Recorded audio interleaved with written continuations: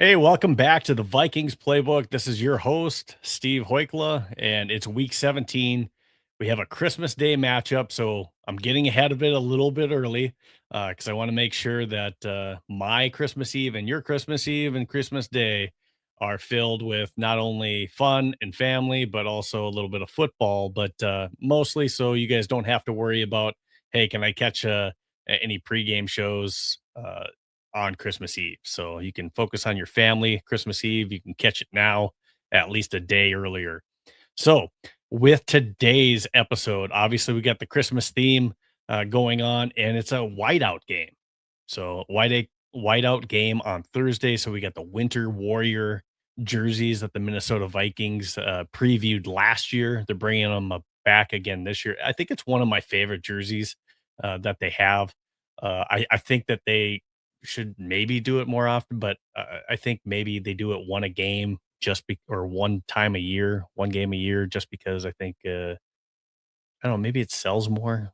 I'm sure that there's a marketing ploy to that, but today's episode of the Vikings Playbook, this Christmas edition, I'm being joined by my special guest, Skull Geek, Josh.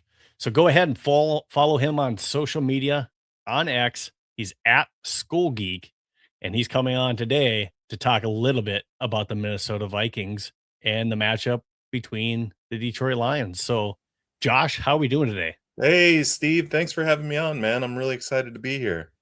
So, we talk a little bit on social media, and those of you that don't already follow Josh, he's very active with the Minnesota Vikings, and you also do some other podcasts as well, and you do a weekly one with NFL Outdated. Do you want to talk about that a little bit? Yes. Yeah, it's kind of a fun podcast. NFL Outdated, he hosts it, and then he usually has a representative for each individual team in the NFC North to come on and talk about their teams. Really fun banter. So if you guys ever want to catch it, just follow NFL Outdated. I also am on another podcast for Skull Doc. Every once in a while, he does a podcast called House Calls. So both of those really fun to be on. So thanks for having me, Steve.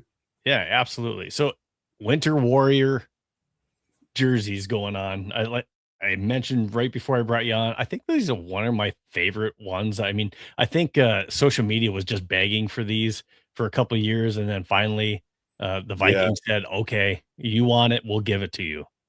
What are your thoughts on the jersey? Oh, love the jersey. Big time fan. I actually went to the it was either Christmas Eve game or Christmas Day game 2 years ago, I believe. It was right before this jersey came out, but they did the whiteout. Mhm. It was that year. I think we were playing the Lions, or maybe it was the Giants, actually. That's who it was. Sorry, I go to a lot of these games, so I forget who we played. But yeah, that was a really fun game. Got to go there with my son, and it was the whiteout before they came out with these really slick jerseys, but I love them. And like you said, I do wish that they could use them more, but I think just not using them as much kind of makes it a little bit more special. Yeah, absolutely, it does. But they look sharp. Yeah. I think the players like them. The fans love them. Those helmets just Yeah. pop. Absolutely do. Now, Yes. before we get into this, those of you that are watching us on YouTube or on X, you can go ahead and send us any comments or questions. You can see the ticker on the bottom. So if you have questions for myself or the Skull Geek, Josh, about week 17 and the matchup against the Detroit Lions, go ahead and throw those into the comments. We'll bring them on the screen if you have any.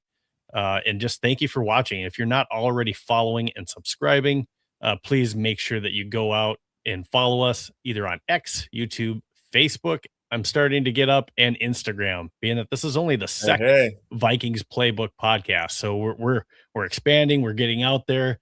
And yeah, Josh, you're my second guest on the show, and I'm just excited to keep on growing this podcast. Yeah, man. I'm super honored to be here. This is crazy. Just getting to know you, through X, just messaging. You never really know how a person is, but man, I'm really excited to be here and just talk a little bit of Vikings football with you. Absolutely. So when we bounce into this matchup, when we take a look at it, the way that these two teams stack up, uh, the Vikings, we get a win, three straight wins We're at 7-8. Right. Now, overall, this is PFF stats, so take it for what you will. Sometimes, PFF, you got to watch the game versus what you see on. But looking at their stats, overall, we're ranked 20th. Offense, we're ranked 26th. Defense is ranked 17th, and special teams, for the first time in a long time now, we actually got bumped down to second. Uh, I don't know we how that's even possible. right. It just doesn't make any sense to me, especially with the kind of mix-ups that we've had on special teams with Miles Price doing a few fumbles. So I don't understand how.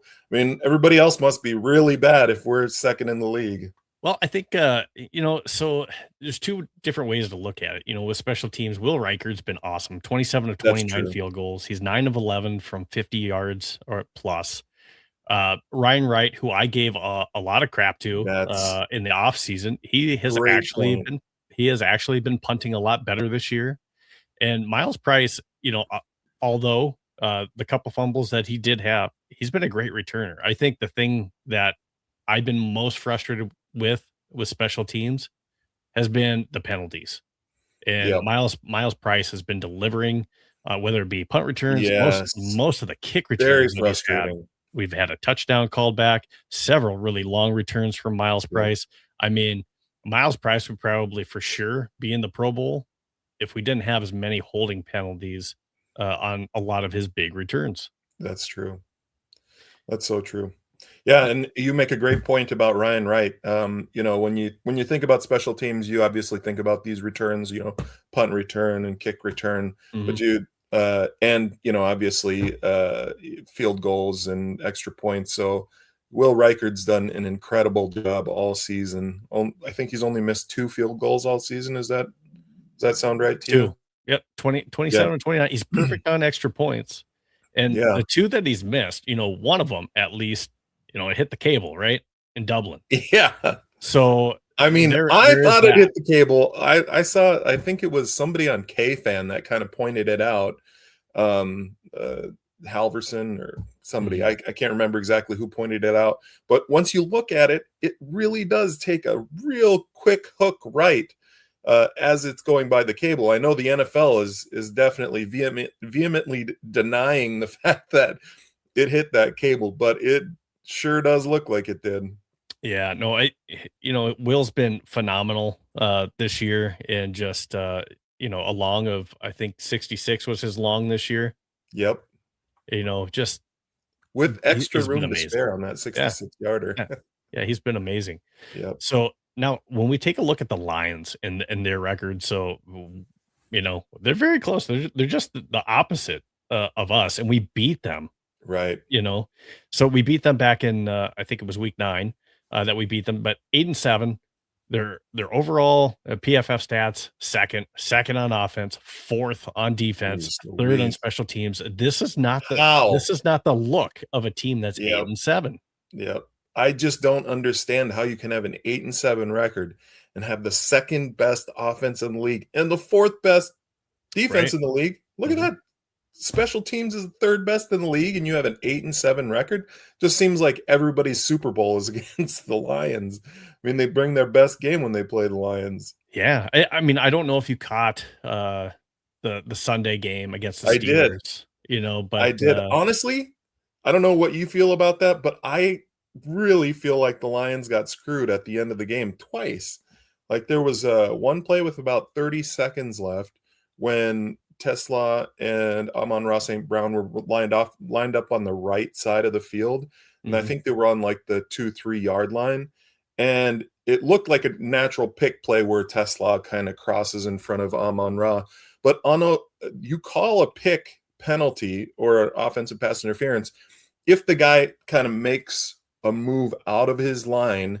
But Tesla just runs straight, and both of those guys didn't make any effort to get off of that, to get out of his way or get around him at all. So it just sure. made no sense at all that they would call that offensive pass interference. I mean, I'm not a Lions fan, but I do feel like it sucks when the call is just wrong, completely wrong.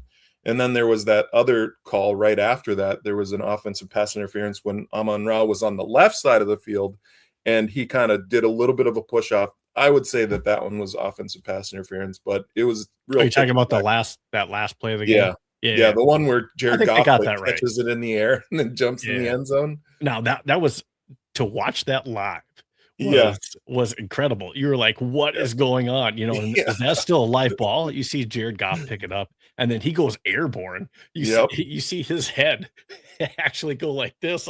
He's almost like Yeah. cartwheeling up in the He air. got some of those moves from Garrett Bradbury, grabbing that nice flip up and then just running it. Jared Oh, Goff went man. into full send mode, trying to win that ball game. But Yeah, he did. That was yeah, so awesome. it was incredible. It was an incredible game to watch. But again, so for some reason, they get into certain games against opponents that they probably should beat. Um, and I don't want to say that they play down to their opponent's level, but eh, to an extent, it always seems that their defense will have good defensive games, but not when they get into track meets, their defense Yep. struggles. you Yep. know when their offense is struggling, their defense is playing well, and it's like they manage, and it's never like, hey, defense is great, offense is Yes. great, and Yep. that's just kind of, I think, what we're seeing with that 8-7 record. I mean, we saw it with the Vikings when we played them in Detroit. That should have been a game that they were heavily favored in, Right. and they're going to be heavily favored again in this one. Yeah. But that's the tail of the tape. I really don't think that this is a game that we should take a look at, and we'll dive into it. But I don't think we should look at this game as, if the Vikings aren't looking at this, as if we lose this game, there's repercussions, Yeah. But for the Detroit Lions, there's massive implications on this game. They have a ton more to play for. They're Yeah. still in the playoffs now. It's They a very are. They're slim still in the hunt. chance. They have to win these next two games, and they need to hope that the Packers lose their next two games, which the Yeah. Vikings play the Packers next week. So, Yeah. The resident Lions fan on that other podcast that I'm on, for NFL Outdated, he guaranteed that the Lions were gonna lose against the Steelers. I was like, "I don't understand how the Lions can lose against the Steelers." He's like, "They are going to lose." And I was like, "No way. Lions are gonna win this game." And they had a chance to win the game at the end. It's just, didn't work out. So, hopefully, the Vikings, I know a lot of people want the Vikings to lose these last two games, but in my personal opinion, it's just I go along the lines of that's just a loser mentality, and the more that you want to lose games, the more you invite that losing culture into your team. So I say go out, try to win the games. There's not going to be a huge difference between where you pick if you win a couple extra games at the end of the season. Yes, it is true that in the past we kind of shot ourselves in the foot when it comes to the draft. I think it was 2011 when um, Andrew Luck and RG3 were coming out. I don't know if you remember this, but we were terrible that season. We just had to lose the last game of the season, and we could have gotten Andrew Luck. Well, anyway, it happened. We won the game by a few points, and then we got Khalil. What was his name? Ryan. What was that tackle's name? yeah, Khalil. um, Matt Khalil. Matt Sorry about Khalil. that. Yep, Yes, and I think he has a brother tackle. named Ryan Yeah. Khalil. Yes, so didn't really work out all that well for us in that particular situation. So I All right. still think we win these games. We try at least to win these games. All right. You and I are on the same page with this, and I think that, yes, you still go out there and try to win the game. Um, Really tall task this week against, a team that, shouldn't be 8-7, has a lot more to play for, still trying to get in the playoffs, but in a really talented offense that comes to town too. But we're going to take a look at some video real quick about last week's game with Yeah. some real quick analysis as far as what happened last game. I want to say last week, but it just happened a couple days Just ago, right? today. So 2 days ago, taking a look at the Giants game, and just when we take a look at this, and I don't think that he's going to be playing. So JJ McCarthy, he gets injured right before halftime in the Yep. Giants game. and we saw him with the coaches, and the trainer took a look at his hand, and he walks away. Yeah. Had He he had some winced in pain. play, yeah, he looked like he Absolutely. was in a lot of pain. So that and we'll take a look at that hit by Brian Burns, but and Brian O'Neill said, "Hey, the play was blocked the way it was supposed to be blocked. It Yep. was supposed to be a quick screen." Supposedly, and I've seen the video on it too, and it's What do legit. you think? It You looks think like it's a bad play design? I don't think so. So more people that I mean, it might have been a bad play design, but it looked like JJ tried to get rid of it, and he tried to dirt the ball before, so you can But see the is ball there enough slips out. time if you've got somebody like Brian Burns coming off the edge Oh, and sure. he's so fast, if you have a play design where you gotta let go of that ball that fast, I Mhm. don't know if there's enough time for Justin Jefferson to turn around and just get the ball out there. Yeah, maybe you have time to dirt it, but other than that, I mean, it just didn't seem like it's a well thought out play. Sure.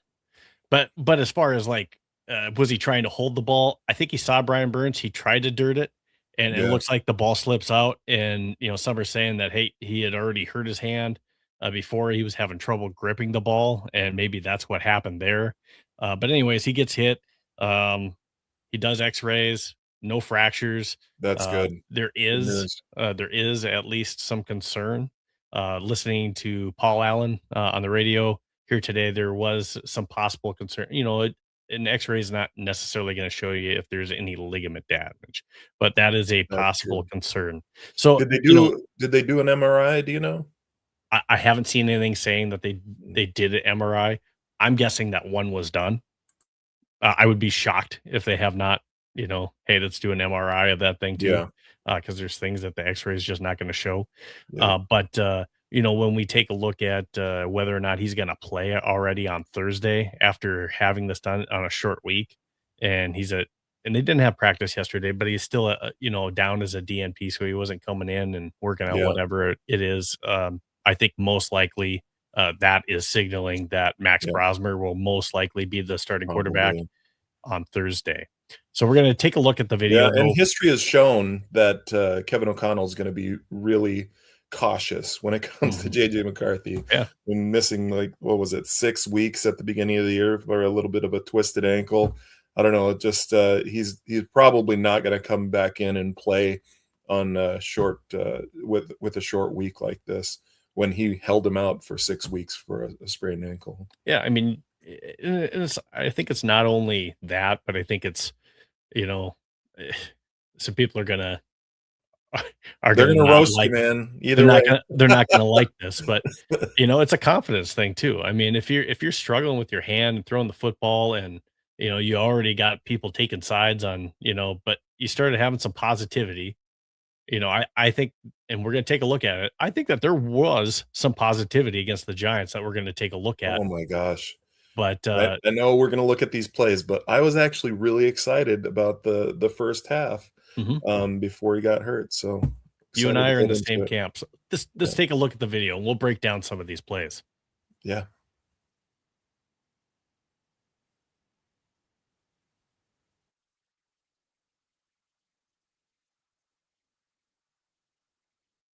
This is gonna be let me add this back on. Sorry, wrong button. Alright, so Oh, yeah. this very first play that I just showed, this is exciting. So right away early in the ball, Yes, and you're seeing an energetic Jettas out there, and I like that they're getting it to him underneath, and you can see his ability to not only get open early, but then also make plays once he has the ball. So JJ puts it in the right spot to where Jettas can then take it upfield, maybe make a few players miss and get the first down. And I like the fact that they're looking for JJ or for Jettas in some more of those underneath type routes. absolutely, and, just like you said, it's an underneath route. I know that these are, like, scripted plays, so Mhm. a lot Yeah. like, like, people that are gonna be speaking negatively about JJ McCarthy might think, oh, well, he can hit him on a scripted play, but can he continue to do that throughout the rest of the game? And you'll see here that he actually did continue to do that past the scripted plays. Correct. And I really do like how Justin Jefferson was not only getting open, but running really hard after the catch. One of the other things that, I had mentioned for a key to the game last week was, making sure that we go to those checkdowns and go to those checkdowns early. So your Absolutely. receiver can get the ball, turn, make a move on a defender to get that extra yak. And that's kind of what we're seeing in this game. See if Ryan Burns can match up against their backup. 3 tight ends on the field, and this is one of them, Josh Oliver. This design screen, Beautiful. amazing play design, but what a fake. I think that play totally faked out the defense to where the release, especially by Josh Oliver and the offensive lineman, was perfect. And then to see 3 offensive linemen Oh, out man. blocking for a tight end with the Yeah. ball. Just Oof. If you're a defender, that's gotta be a nightmare. a convoy. I absolutely love this play. I had to throw this in here because I geeked out when I saw this play for sure. Oh, such a good play design. And this, kind of the opposite of that other play that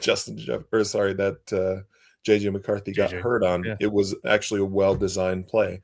Gives him enough time. The offensive line holds up, the protection holds up while he's able to get that to get the play kind of rolling. Down back, and then they have TJ Hawkinson, who's going to be cut. Little nasty split. There's TJ Hawkinson in a little nasty split. 3rd down and 4. McCarthy fires to the end zone. Oh, He was looking for Addison. I was hoping. We're gonna talk about it. So the Vikings now send out the field goal unit. I was Now hoping take a that look you at were going to Dexter have this Lawrence play and the in here. pressure he's going to get right up the gut. And this is why J.J. McCarthy had to throw this a little early. They've been wanting to see this from Dexter Lawrence all season long. He can bully any offensive lineman one-on-one. J.J. McCarthy actually throws a very nice ball. Oh, Jordan Addison. All right, so this is the frustrating thing. So people that didn't watch this game will look at a stat Right. sheet and they're going to see that JJ threw for 9 for 14. Yep. What if you watch the game? There are 3 obvious drops that hit receivers in the hands that should have been at least catches, and that was a touchdown. You just lost volume. I don't know. Oh, I was just going to say that all 3 of our receivers, Naylor, JJ, and Addison, all dropped passes, and it's just so sad considering that all those balls were right there. Really, really good balls, and it's not like he threw it too hard. I know that's kind of been the knock on JJ McCarthy is that he throws it too hard, but that's just like barely looped up there. What I don't understand is that Addison's never had this problem his previous years. He's never had this many drops. In fact, he has had really, really good hands in the end zone for the most part, making just some really spectacular catches. And then this easy one just drops it. He's had I'm not going to totally dog him because the ball was underthrown to where he had to adjust to go get it. But when it hits you in the hands and in the breadbasket, man, you got to hold on to that thing. Yeah, I mean, it wasn't contested. Nope. You didn't have somebody hitting you or anything like that. So, I mean, you got to bring that ball down. And, that's the kind of game changing type play that this needs for, JJ McCarthy to ascend. You got to be able to make those type of plays for your quarterback, whether it's a young quarterback, or an experienced vet. Yep. You just do. Yeah, I don't know if you listened to another podcast called Purple Daily, but yesterday they were talking about if you take a lot of those plays, like just like the straight up dropped balls, and you make them catches, which I know this is something that he really shouldn't He's go 12 of into. 14. He's 12 of 14. He Right. probably has 160 some yards. I didn't listen to it, but I mean, roughly that's what he's looking at. Yeah. And it's not just this game. If you go back previous games and you do the same thing, PFF scores and the QB rating just goes sky high. Like you're right around the same area as Jared Goff and Bo Nix. So I know that you can't just see it because those guys had drops too, I'm sure.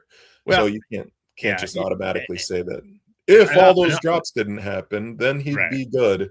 because they have drops too, right? Right.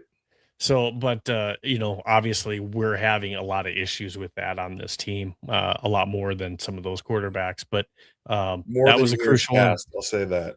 and we're gonna at least bring up the nailer one here coming up as well.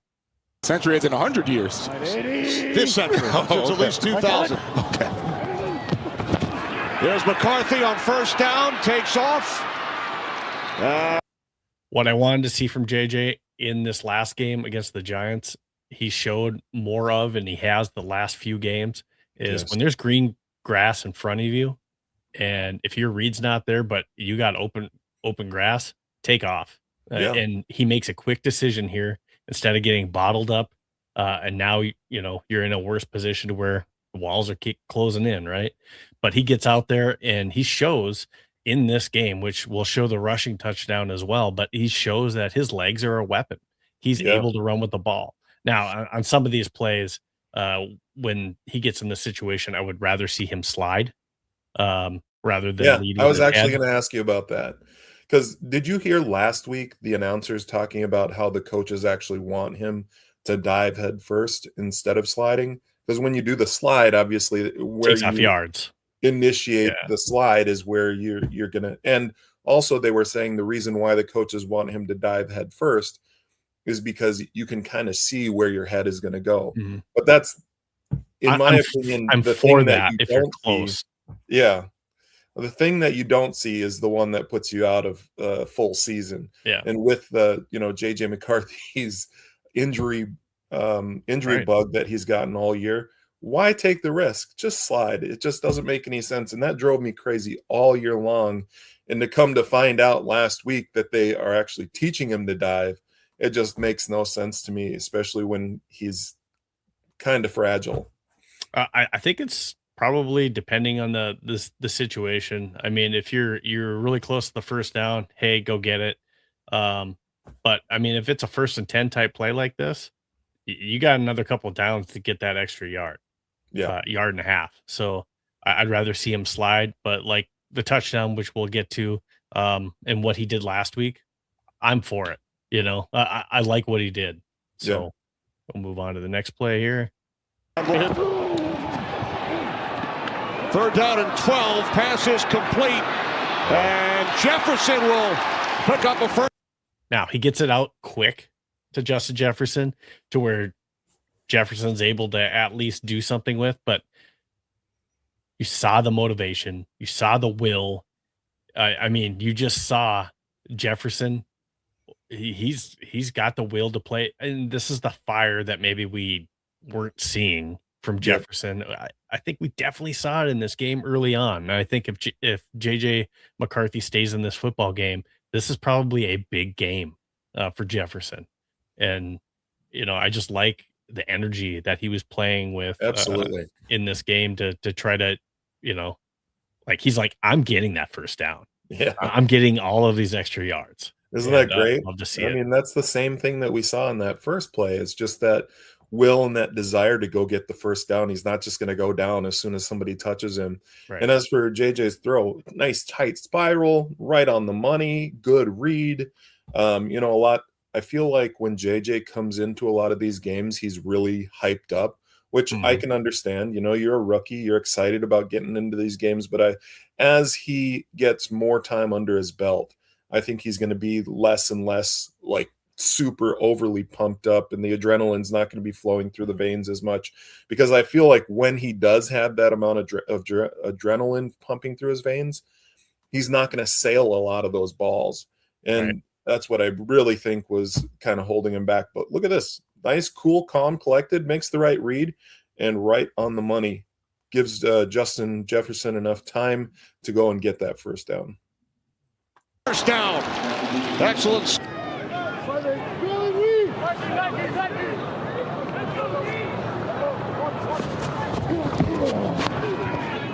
Second down and 9. Oh! McCarthy on the deflection. It's picked off by. Nice awareness, Paul. Hits him right in the hands. There's no reason why this ball should have been a drop. You know, he's catching it with his hands. What he should do as a wide receiver, and then you're just going to see him bobble it, and you know, kind of a freak play of how it comes off of him right into Paulson Adebo's hands. But you know, that's one you got to have. And again, looking back at the stat sheet, you know, you look at the stat sheet. Yeah, it's a pick. Man, JJ threw a good ball. Absolutely. That's not Good on read. JJ Good at pre-snap all. reads. He was right there, made the perfect throw, right exactly where you want it, and he just missed it. And this is one of the things that in Knox, I'll say, you know, with the PFF rating, you know, initially, you know, again, watching the game, you know, I get it's going to be an interception, but you know, you can't rate him as hard on a ball like this. That is not his fault. Paulson Adebo, ball comes off of Jalen Naylor's hands, catches it right there. Look at his feet, drags that right. So, anyways, I don't know if you had any more to say on that, but I mean, obviously, we know it. He's got to catch that ball. That's not on JJ. Yep, absolutely. I mean, we've said it enough, and a lot of people around the league have been saying it too, that, you know, JJ has thrown a lot of bad balls in other games and taken flack for it, for sailing and throwing a lot of balls high. So if we're going to give him flack for all these other balls that he's sailing high, we got to give him credit for these and say, hey, this is a good throw. And his receivers didn't have the greatest game when it comes to drops. Right. Kevin O'Connell telling us we played good complementary football over the last 2 weeks.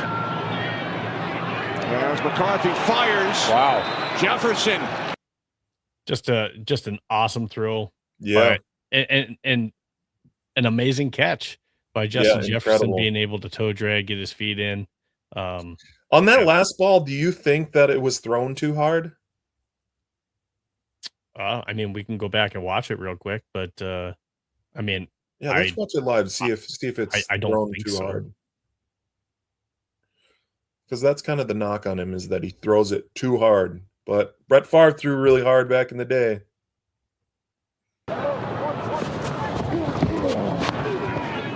Second down and 9. Oh! McCarthy on the That's deflection. not too hard. No, not at all. Not in my opinion. I'm sorry, I catch that ball. Yep. Absolutely. So anyways, the last play that we just saw, amazing catch by Jefferson. I'll try to get through these other ones a little bit quicker. Going here up too. against his former teammate at LSU, Cordell Flott. I'm watching both feet, right down, left down. Flott's That's a pretty beautiful. good Up in corner. Illinois, the Chicago area. Right, and I mentioned those That body out routes control because is when I perfect. played against Matthew Stafford, Aaron Rodgers, it is so hard to defend those out routes, and then we have to start making up defenses to try to stop that, leaving the middle of the defense open. Now McCarthy on third down. It's Jefferson. Showing again, Ooh. underneath route, going to Jefferson. Is just short. Jefferson getting some Needed additional 15. yak. Great play. Following the Drew Phillips penalty. Fake to Jones. McCarthy with time. Throws, and it is complete. Good Jordan job. Addison. Over the middle, finds the Inside his stats. 10th play of the drive. Third and goal. McCarthy throws. Deflected. Picked off. Deflected away from Naylor. It's Javon Holland. And Holland will take it all the way for a Giants touchdown. Guilty Giant. This didn't count against him in the Abdul stats Carter because of the penalty, but this would lining have been the up fourth drop in the and neutral second that zone, went for an and that interception negates and a almost pick six. That would have been the second interception today. Oh, man, that is just... And you saw that right off the hands. Yep. And again, you know, who is it? Great Naylor. game last week, but it's Naylor again. It's a Hits him right in touch the too hands. high. I would say it's a touch too high, but Hits you in the hands as a wide you're- receiver. You yep, got you're in the NFL. You got to make those catches. That's, I mean, you make a lot of money so that you can bring in those balls. Yeah, and we got saved by the penalty. Yep. Oh, man, that is just horrible. Abdul Carter just not paying. Jefferson Here's split out to JJ the right in his side. rushing touchdown. Addison, top of your screen, comes in motion. Again, nobody's McCarthy open. on third down. Makes the right decision here. Looking, Takes off and can't runs. find anyone. Inside And the I like 5, hurdles him leading with into the the head end zone for a on this Vikings play. touchdown. I like what he did here. So, I mean, yeah, this is the discussion. But on these situations where you're right here by the end zone, I like that play instead of Yeah, sliding. I do too.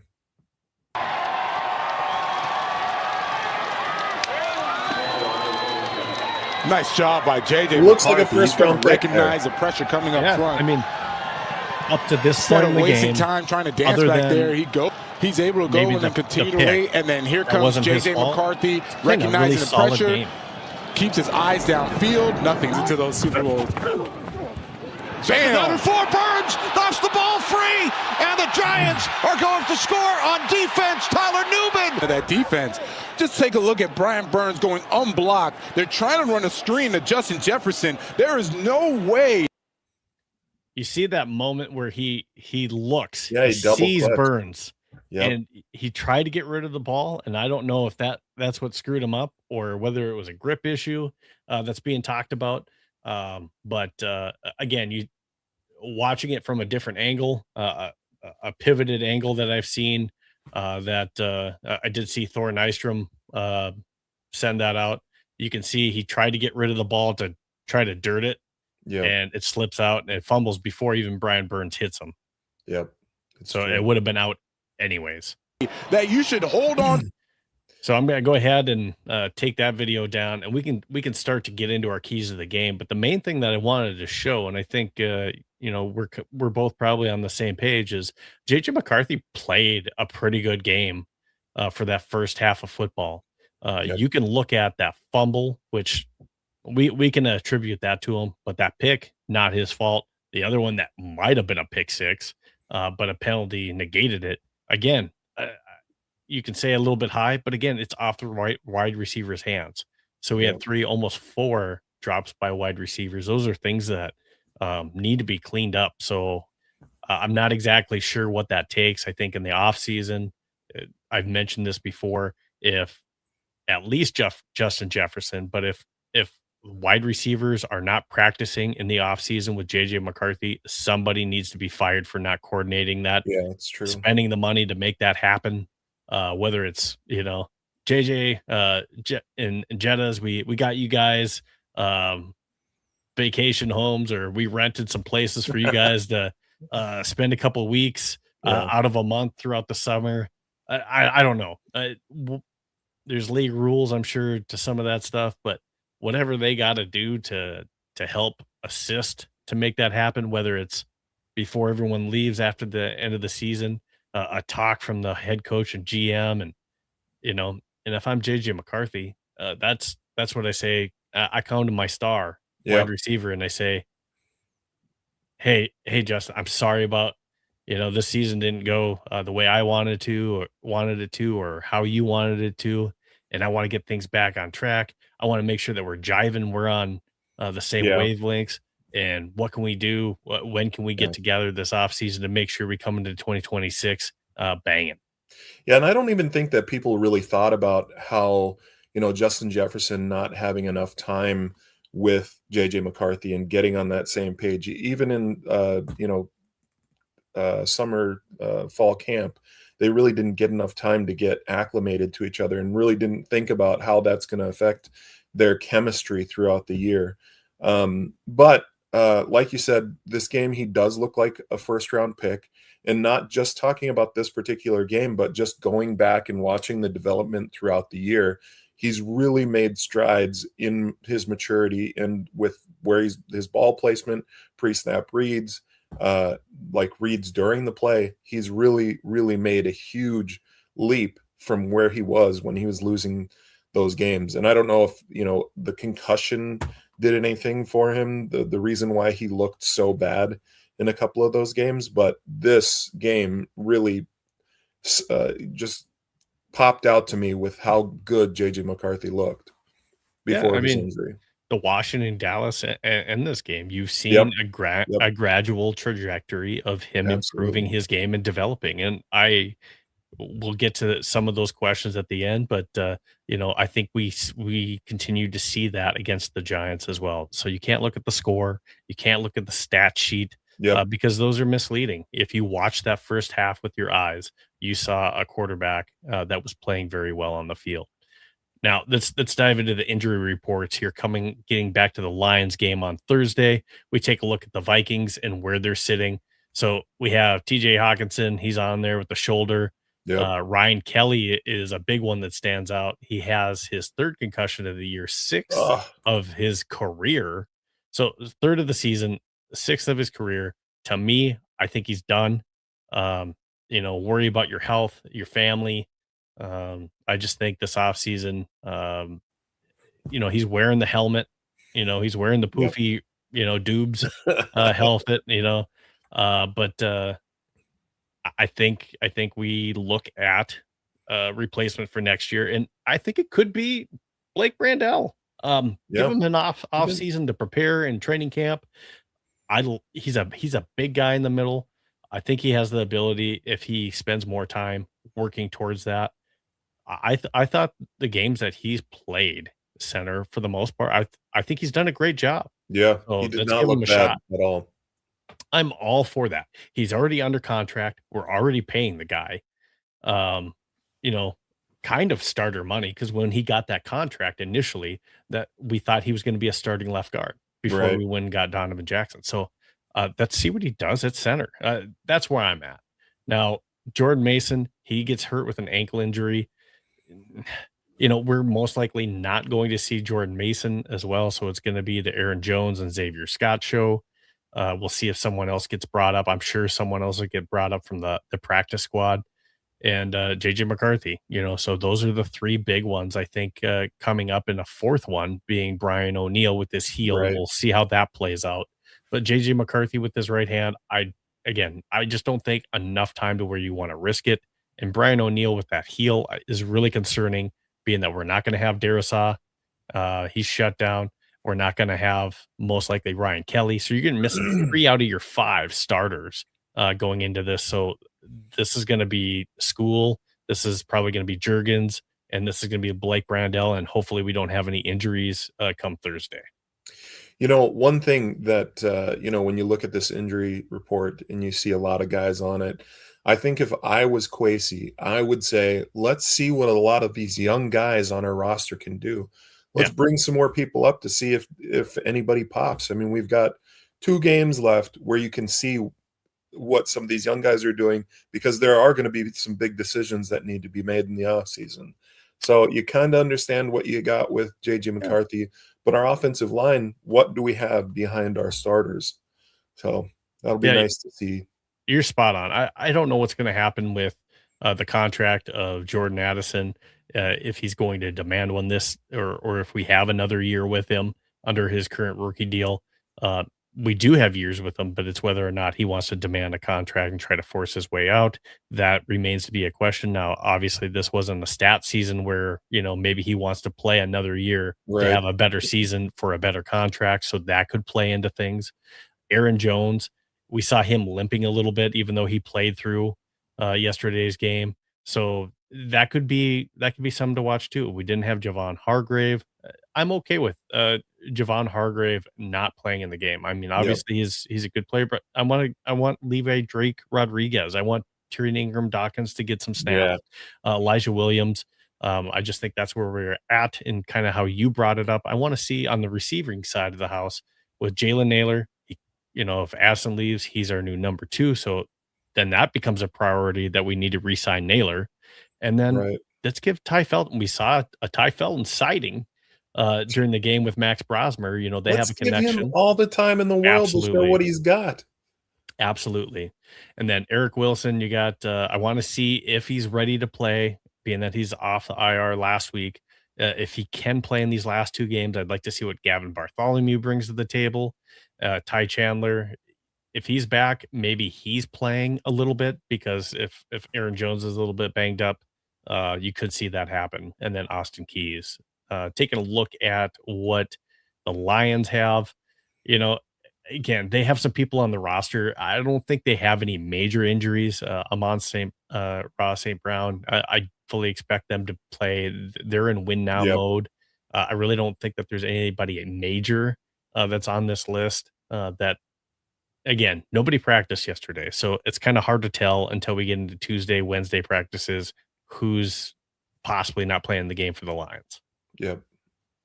Now, when Oh, we look get at that. into Marcus Davenport's on there. yeah, right. So when we get into Shocker. the game and the keys of the game, these are the five main ones that I singled out, and we're going to talk about these one by one. But just a quick summary of these. As soon as I can get rid of, there we go. Maybe it wants to come off. All right. All right, I'm sticking here. There we go. All right. There So we Matt go. Rosberg versus the Lions, that defense. So disguise and pressure packages that they're going to throw at Max Brosmer if he's the starter. That's going to be something we're going to talk about. Justin Jefferson being explosive. So what we saw last week, hopefully we see more of that as he's Oh still my trying to gosh. get to those 1,000 yards receiving season. The Vikings interior O line versus the Lions interior defensive line. DJ Reader, Vikings defense versus the Lions offensive machine, and of course the red zone execution on both sides of the ball. So we're going to jump into all that next. And let me just shift here a little bit and let's talk about number one. So Max Brosmer versus the Lions defense of disguise and pressure packages. So I think that they're going to try with Max Brosmer. They have tape on him. It's a spot start for him. We saw what happened in Seattle with the 4 picks that Max had. And they're going to try to confuse the rookie at the line. I think they're going to drop a lot more back in coverage because they're not going to have to send the house when we're missing 3 of our 5 starters on the offensive line. I think that's really going to be the battle and the decider in this game. Absolutely. And Max Brosmer, I mean, here's another guy that you want to kind of understand what you've got with the guy. Get him some NFL, snaps. And he looked, pretty awful in that Seattle game. But when you look at the game from last week, I don't know how hard the Giants were actually trying, but he Mhm. looked pretty decent when he came in for JJ McCarthy. Yeah, I mean, there were some offensive line things that probably didn't go the way for Max Brosmer as well too against Seattle, which has an extremely good defense. Don't get me wrong, but breakdowns and even just the protection in that Seattle game, definitely caused Max Yeah, Brosmer to maybe force some throws. So we'll that's see if it's hard to say. Like, I mean, he's getting put back in his second start. Possibly missing three of the 5 starters. yeah, He's gotta be thinking, "Great, I get to start again, and I got, an injured offensive line, yeah. and I'm probably gonna be put through the same gamut I was versus Seattle in week 13." The Lions D line is no joke, and they're going to come to win this game. Their season's on the line. They've got to win. So it's not like he's going to get the same type of game that he got with the Giants. They're actually coming to beat him. Absolutely. You got Aleem McNeil, DJ Reader, Hutchinson, of course, Yep. Anzalone and Campbell. They're gonna come at you, and, Davenport on the end too. But, Tyleek Williams. yeah, I mean, so they have some ballers, and we saw it when we started looking at least PFF stats. They have one of the best 4th rated defense in the league too, according to PFF. So it's a really good defense that they do have, especially in the trenches. Heck yeah. All right, so taking a look at our next key, Justin Jefferson being explosive. We showed it a lot in the film that we looked at from last week. We want to get him involved early and often. If we want to stay competitive in this game, we need Justin Jefferson to be a factor.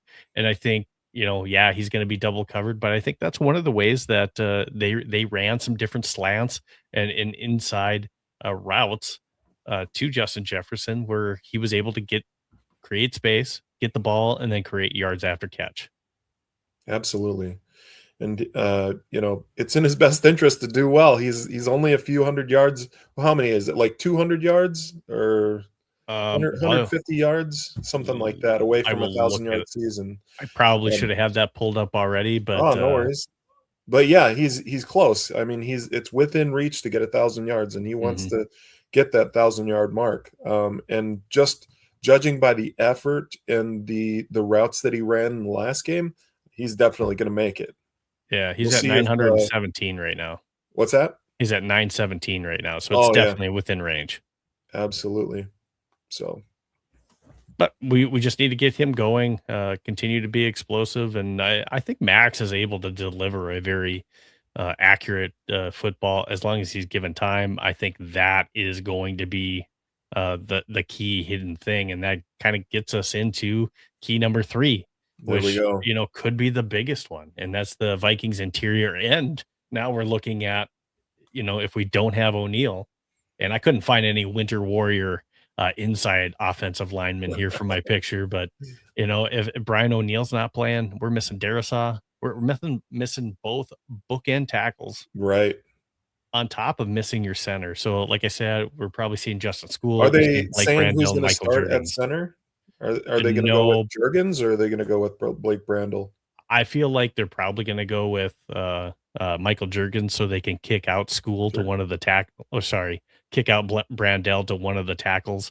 I Gotcha. feel like that's what they're going to do. Um, but we'll see. That's just my initial feeling on it, and then for who they're maybe going to bring up, you could see a Joe Huber come up or a Walter Rousey that's probably going Yeah. to be activated for this game as well. Yeah. Huber showed some grit early in the season. I feel like if they give him a little bit of a chance, I feel like they don't really want to, burn him out and just throw him to the wolves essentially Yeah. against this incredible D line. And if you get a bad taste in your mouth and you look like crap, it's going to kind of affect your future um, efforts on the O line. So I feel like Huber could do something really well. We'll see. All right. So the Vikings defense for number 4 against that Lions offensive juggernaut. Now, Yeah. their offense is really revolved around Jameer Gibbs and Amon-Ra St. Brown. We saw it against the Steelers.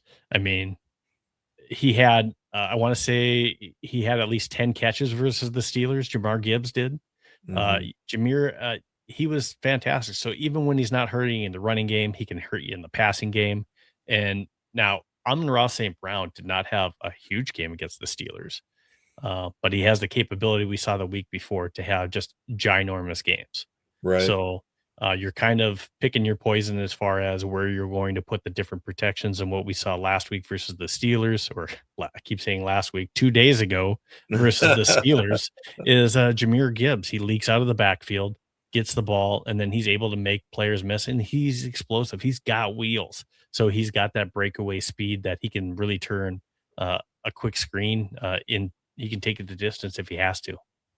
Yeah, I think Brian Flores he's got something dialed up for him. I don't know if it has to do with possibly a spy on Jameer Gibbs, but You that's have to. one guy that you really need to know where he's at on the field at all times. So Jameer Gibbs is definitely one of the keys to, if you can stop Jameer Gibbs or at least contain him, you have a Mhm. chance to win. And it seems like Brian Flores always has a plan for, whatever is happening in that particular game. So that's definitely something that Brian Flores needs to stop. Needs to if we're gonna win. All right, Yep. key number 5, red zone execution. So we already know since we're on this, since Campbell's been a head coach with the Lions, we know that he likes going for it on 4th down. Yep. So when he's in the red zone, we already know that he's going to keep going. He's going to get the score. He doesn't want to settle for field goals. So we're going to have to be somewhat aggressive in this game too when we have red zone opportunities, and we have to make sure that we're converting and we're not kicking field goals. Now we have to be smart in certain situations. We have to be willing to take the points as well too, and we have to hope that the defense is able to somewhat force either Detroit into field goals, or because, like I already mentioned, they're going to go for it on 4th down. Our defense, in order to win this game, they have to have multiple 4th down stops in this game. Absolutely. I think that we can absolutely do that. Brian Flores and the entire Vikings defense has shown throughout the season that they can do it. I think one of the keys to our defense doing well is maybe some takeaways.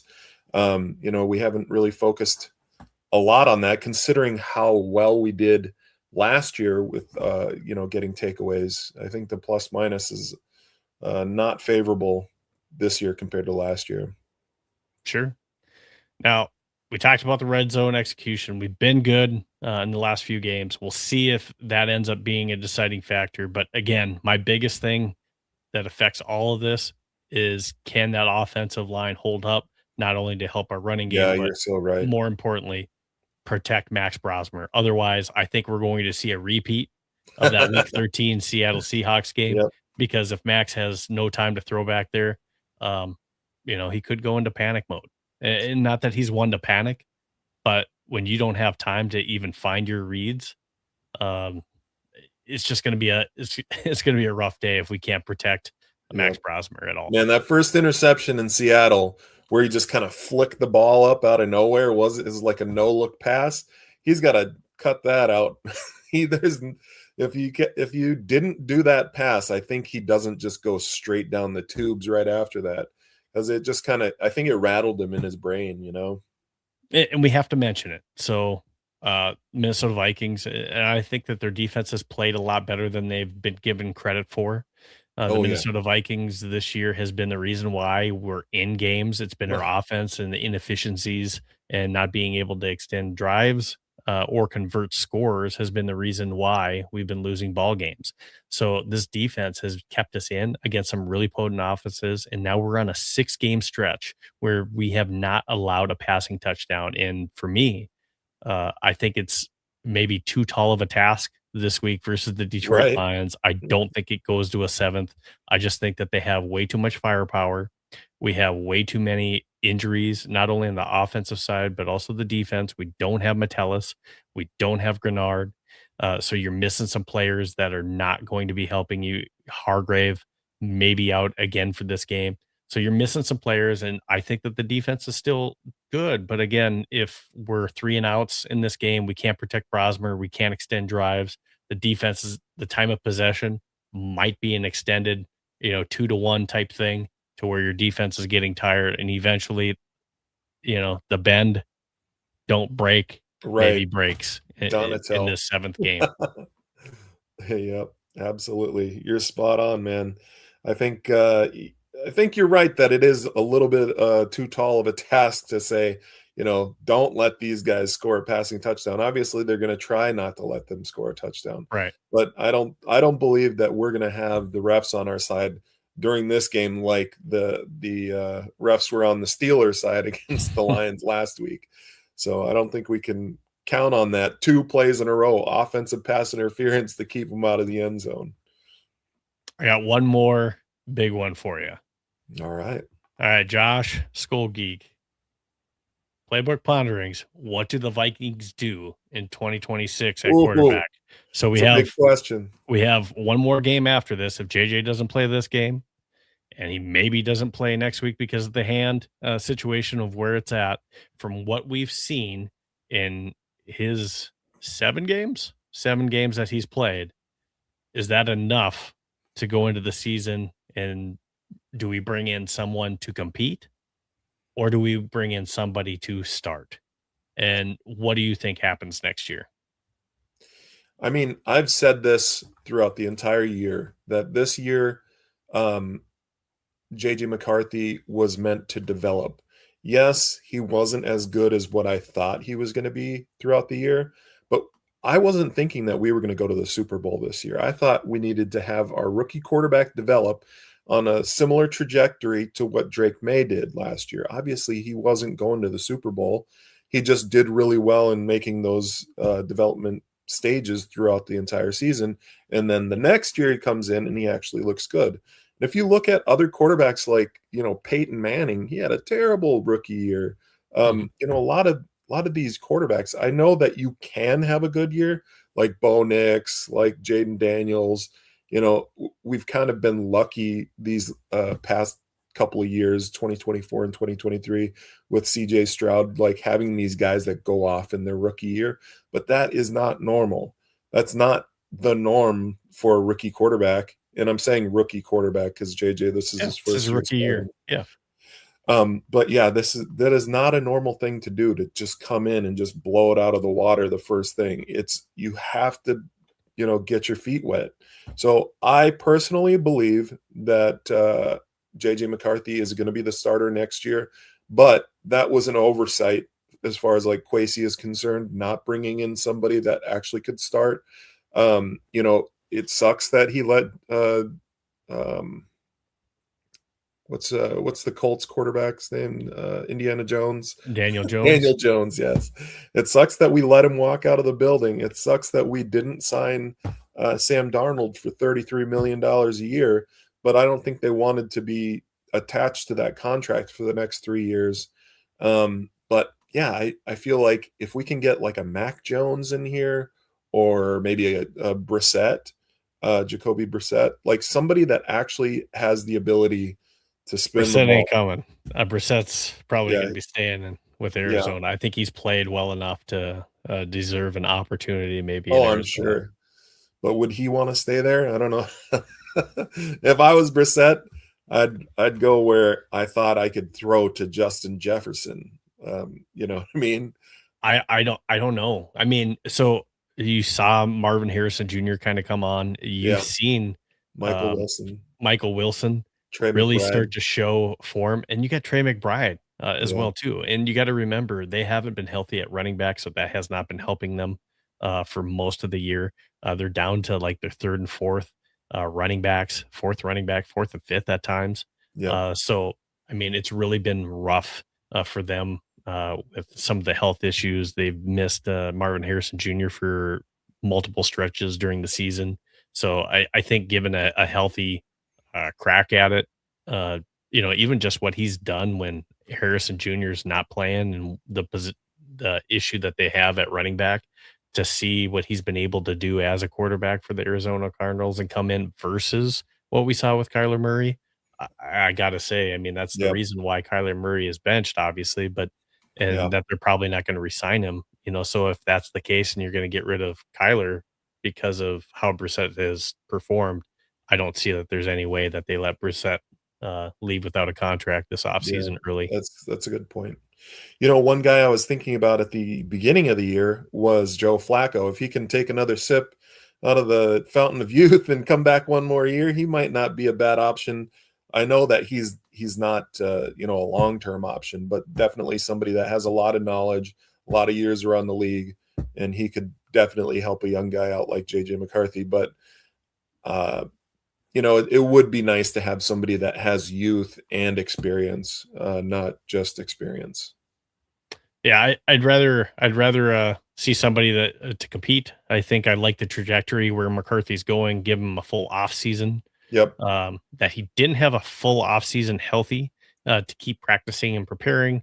And I think hopefully we don't make the same mistakes when we go into training camp next year and into preseason games. JJ McCarthy needs to play some preseason games. Yes, Um, absolutely. So are and you going then to call your shot? Who's coming in? Well, I would like to see an individual. I think you're kind of on the same page I am. I don't know if I'm ready to call my shot as far as who's going to come in. But I like somebody to come in and I would say push him. But Yes. I still want JJ to most likely be the starter. I don't want to bring in somebody to start, but I want Yes. to bring in somebody to compete. And if JJ gets injured, we have somebody that's serviceable that can maybe play in quarterback a little bit. We'll see what happens. I think, a quarterback like a Malik Willis is probably going to demand Oh, that's a too much great out on the idea. market. That could be a potential option, but I mean, I just think that what people have seen, I think he maybe gets an opportunity somewhere to start. And you know, um, that's just how I feel on Malik Willis. I think a lot of people have seen that, hey, Yeah. there's some potential, and maybe he needs to get the Sam Darnold treatment to where he gets another opportunity after leaving Tennessee. We've seen him have some growth and actually look really good in the opportunities he's had with Green Bay. I Yeah. think somewhere there's going to be somebody that gives Malik Willis a chance, like the Dolphins, and maybe looking for something different at quarterback. Absolutely.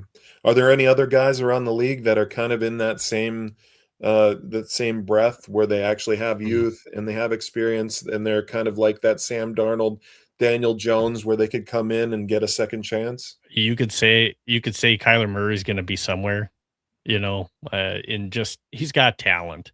Um, you Absolutely. know, could it be? I mean, let's not say that Arizona is a stellar organization. So, Yeah. change of Yeah. scenery for Kyler Murray could be good too. Um, so that type of option is out there, but I think with the money, it doesn't make sense in Minnesota. So he exists out there, but unless you're trying to start him, Kyler Murray, I Right. think, is going to be just demanding too much. Yeah. There could be a situation where Daniel Jones could end up back. We don't know with his injury situation what that contract's going to look like, but Yeah. um, so hear me out. He looks really good with the Colts. I Yep. think it would be crazy for them to not bring him back, but at the same time, they keep looking at Anthony Richardson. Like, you know, there's no way.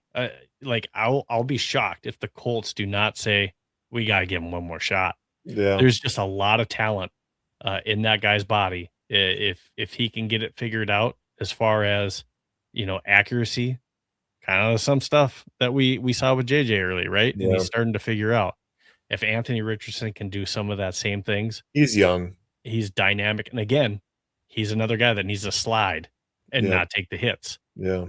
But if he See, can do I that, I he's grew up in Florida, so I grew up a Florida Gator fan, and I mhm, watched a lot of, Anthony Richardson football at Florida, and he's one of those guys that he one week you'll just be like, "Yes, he finally got it figured out. He's just amazing. yeah, He's the best quarterback ever." And then the next week he comes back and makes the same exact mistakes that he made before that was having you pull your hair out. mhm, So, personally, I don't wanna see him on the Vikings, but I could see why a lot of people can see that there's potential there, and if right. you can get a guy like that to, kind of improve on his, effort and also his completion percentage, you could definitely see that him being a starting NFL quarterback. And I think with our salary cap where we're at, I don't think that we wanna make a deal for, like, a Mac Jones. I think you're trading too much, Yeah, and at the same time, what are you gonna pay him? yeah, You're probably gonna have to pay him, 30. mm, at least mid-20s, Yep, you know? I don't know about 30, but he played enough games for the 49ers to probably demand a high 20s, yeah, and low he looked 30 good in type those contract. games. He's a real beast. He didn't give up in any of those games, like, some of those games, he was just getting destroyed and still coming back out there and Mhm. spinning the ball, so, And you gotta think we're not the only team looking for a quarterback. yep, I think Miami's looking to move off of Tua. That could be another option for them to where they wanna move off that contract. I can see them making a trade, like that, trying to yep, acquire a Mac Jones and bringing him in and being willing to it's whoever the Vikings let's just say they wanted a Mac Jones. yep, Let's just say that's who they wanted. Now you go to the market. We're kinda in that situation where, we still wanna see what we have in JJ McCarthy, whereas yeah, the Dolphins are pretty much set. They're willing to give probably a multi-year deal because Mac Jones is probably gonna be looking for, like, a 2-year deal. yep, He doesn't want a 1-year deal. He probably wants, like, a 2-year deal at maybe, like, that high 20, low 30 range, to where it's kind of like a Jo Justin Fields type contract, yeah, And I think that's fair. So there are going to be some teams that want to go after him. Could be the Jets. Even just talking about the Jets, they don't know what they're going to do at quarterback. So there's just competition for those type of individuals out there, not just for trade value and what you're going to get. So a Kyler Murray or a Mac Jones. Not only do you have to barter yep, and trade to draft try to get those compensation, individuals. Yeah, you're competing with other teams, and then you're yep, also competing, with what kind of contract. Well, I don't want to go yeah, there. This team's willing to his give salary me, cap. yeah. So we're just going to be up against it. So I just think that there's other individuals that we maybe have to take a look at. And honestly, JJ's proven enough to where, yes, I want to see him get more opportunities. So we're not going to get the premier All players right. that are out there. Here's one we haven't talked about. Trey Lance. Food for thought. Bring him home. I mean, that's probably not the veteran that I'd be looking for. But I was intrigued previously about Trey. Max Brosmer is maybe better right now at this point. And I get it. The Seattle game was gross.